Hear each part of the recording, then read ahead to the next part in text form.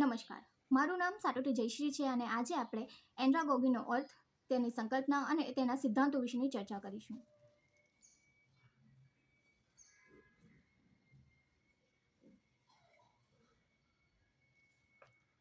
તો એન્ડ્રાગોગીનો આપણે અર્થ જાણીએ. જે બાળકો માટેનું જે શિક્ષણ હોય છે તેને પેડાગોગી કહેવામાં આવે છે, પણ જ્યારે પુખ્ત વયના વ્યક્તિઓને શિક્ષણ આપવામાં આવે છે તો તેને એન્ડ્રાગોગી કહેવામાં આવે છે. પુખ્ત વયના શિક્ષણનો અર્થ એવા લોકોને શિક્ષણ આપવાનો હોય છે કે જેમની ઉંમર લગભગ 21 વર્ષથી ઉપરની હોય છે. પુખ્ત વયના શિક્ષણનો વધારો કરવા માટે પહેલી પંચવર્ષીય યોજનાની કાર્યક્રમો કરવામાં આવ્યા હતા, જેમાં સૌથી પ્રમુખ રાષ્ટ્રીય સાક્ષરતા મિશન એટલે કે નેશનલ લિટરસી મિશન તરીકે તેને ઓળખવામાં આવતું હતું, જેમાં અશિક્ષિતોને સાક્ષરતા આપવાનું 1988માં શરૂઆત તેની કરવામાં આવી હતી. પુખ્ત વયનું શિક્ષણને અલગ અલગ નામોથી પણ ઓળખવામાં આવે છે, જેમ કે સામાજિક શિક્ષણ, આધારભૂત શિક્ષણ, ગ્રામોપાયોગ શિક્ષણ અને જન સમૂહનું શિક્ષણ. પુખ્ત વયના શિક્ષણનો ઉદ્દેશ્ય ભણવું, લખવું અને ગણિતનું સામાન્ય જ્ઞાન પ્રાપ્ત કરવું એમ થાય છે. એટલે એન્ડ્રાગોગીમાં જે પુખ્ત વયના વ્યક્તિઓને શિક્ષણ આપવામાં આવે છે તેમને પોતાના જીવન માટે જે રોજિંદા જીવન માટે જે સામાન્ય માહિતી એટલે કે ભણવું, પોતાના વિશે સામાન્ય માહિતી અને સામાન્ય ગણિત ગણી શકે તેટલી માહિતી આપવી તે તેનો ઉદ્દેશ્ય છે.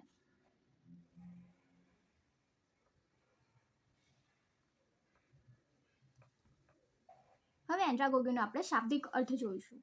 આપણે જોયું કે પેડાગોગી મીન્સ કે તેમાં પેડા એટલે કે બાળક એમ થાય છે, એટલે પેડાગોજી કહેવામાં આવે છે. પણ જ્યારે એન્ડ્રાનો અર્થ થાય છે પુખ્ત એટલે કે પુખ્ત વયના વ્યક્તિઓ માટેનું શિક્ષણ, એને એન્ડ્રાગોગી કહેવામાં આવે છે.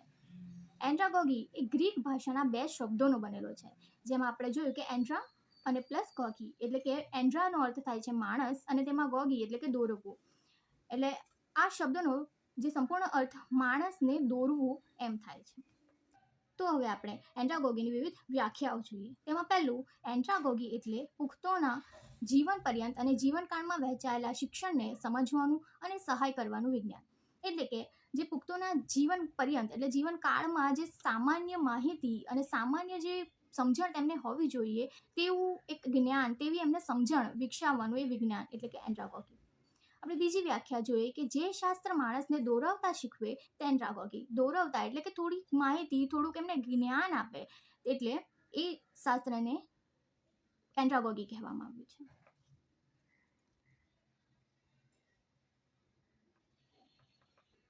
તો હવે આપણે એન્ડ્રાગોગીની સંકલ્પનાઓ જોઈશું. તેમાં પહેલું છે પુખ્તો માટેનું એન્ડ્રાગોગી. આ જે થિયરી છે તે પુખ્તો માટેની છે, તે માટે તેને પુખ્તો માટેનું એન્ડ્રાગોગી કહેવામાં આવે છે. પુખ્તોના જીવનકાળ દરમિયાન શિક્ષણને સમજવું, આ જે થિયરી છે તે પુખ્તોના જીવન વિશે શિક્ષણને સમજવાની એક પ્રક્રિયા છે. આ જીવન શિક્ષણ આપવામાં મદદ કરે છે. ત્યારબાદ આપણે પુખ્ત વયની વ્યક્તિના લક્ષણો હોય છે તે જોઈશું. પુખ્ત વયની વ્યક્તિ પાસે અનુભવો, જીવન અને ભણવાનો આ તમામ પ્રકારનો અનુભવ હોય છે. પુખ્ત વયની વ્યક્તિને જે ભણવું છે તેનું નિયંત્રણ એના હાથમાં હોય તે તેને ગમે છે. ભણવામાં તે વાસ્તવવાદી કે વ્યવહારવાદી હોય છે. ભણવું એ પુખ્ત વયની વ્યક્તિની અગ્રિમતા નથી. અભ્યાસ કરવામાં આત્મવિશ્વાસુ નથી હોતા. તેઓમાં વિવિધતા જોવા મળે છે. વધતી ઉંમરમાં એનું વળતર મળતું જોઈએ તેવું તેમનું માનવું હોય છે.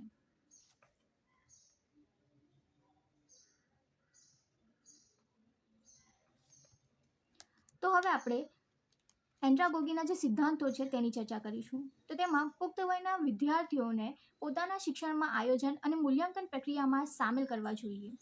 આ એક એનું પહેલી થિયરી છે કે જે પુખ્ત વયની વ્યક્તિ હોય છે તેમને પોતાના શિક્ષણ આયોજનમાં જોડવું જોઈએ અને મૂલ્યાંકન પ્રક્રિયામાં પણ તેમને સાથે લેવું જોઈએ. તેમના પર કોઈ પણ પ્રક્રિયા થોપી દેવામાં આવે તો તેમને ગમતું નથી અને તેઓ ત્યાં વિરોધાભાસ ઊભો થાય છે. દૂરવર્તી શિક્ષણમાં મૂલ્યાંકન માટે લવચિકતા છે. પ્રાયોગિક કાર્યને સબમિટ કરવાની તારીખ નક્કી કરવા માટે સામેલ કરી શકાય છે તેમને.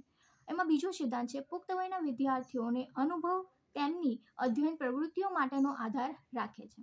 એમાં ત્રીજું છે પુખ્ત વયના વિદ્યાર્થીઓ પોતાના વ્યક્તિગત જીવન અથવા વ્યવહારમાં તરત મદદરૂપ થાય તેવા વિષયો શીખવાનું વધુ તેઓ રસ ધરાવે છે. એટલે વ્યક્તિગત જીવન અને વ્યવસાયમાં જો તેમને કોઈ બાબતો મદદરૂપ થતી હોય તો તેવી બાબતો તેમને શીખવામાં ખૂબ જ રસ પડતો હોય છે. એમાં ચોથો સિદ્ધાંત છે પુખ્ત વયના વિદ્યાર્થીઓનું અધ્યયન વિષય વસ્તુ કેન્દ્રિત ન રહેતા સમસ્યા કેન્દ્રિત હોવું જોઈએ. આપણે જોયું કે પુખ્ત વયની વ્યક્તિ એટલે 21 વર્ષની ઉપરની વ્યક્તિ અને તેમનું જો અધ્યયન હોય તો તેમનું વિષય વસ્તુ કેન્દ્રિત ન રાખતા પણ જો સમસ્યા કેન્દ્રિત રાખે, કારણ કે તેઓ પુખ્ત હોય છે અને તેમના જીવનમાં સમસ્યાઓ એવું હોય છે, તો સમસ્યા કેન્દ્રિત જો અધ્યયન કરાવવામાં આવે તો તેમના માટે વધુ અસરકારક બને છે. તેમાં વ્યવસાયની સમસ્યાઓ ઉકેલવાનું શીખવે તો વધુ ઉપયોગી બને છે.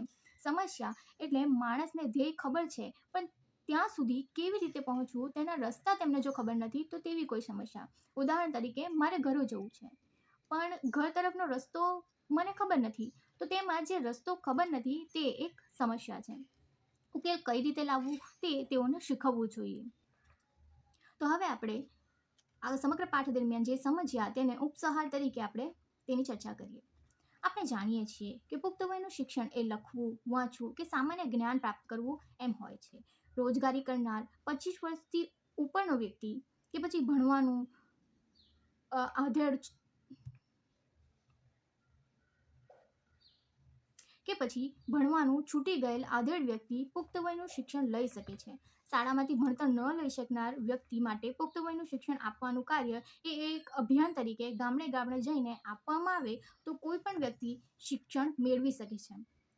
વ્યક્તિને શીખવા માટે ચોક્કસ સમયની જરૂર નથી, તે ગમે ત્યારે કોઈ પણ ઉંમરમાં ભણી ગણી શકે છે. પુખ્ત વયના શિક્ષણ દ્વારા અભણને સાક્ષર બનાવવાનું છે. પુખ્ત વયના શિક્ષણથી જાતિભેદ, ધર્મગત, અમીર ગરીબીની જે બધી દુર્વ્યવહારો જે હોય છે તે પુખ્ત વયના શિક્ષણ દ્વારા અભણને સાક્ષર બનાવવાનું હોય છે. પુખ્ત વયના શિક્ષણથી જાતિભેદ, ધર્મગત ભેદભાવો, અમીર ગરીબીના જે ભેદભાવો હોય છે તે પ્રકારની કોઈ પણ અંધશ્રદ્ધાઓ હોય છે તે દૂર કરી શકાય છે. તો આ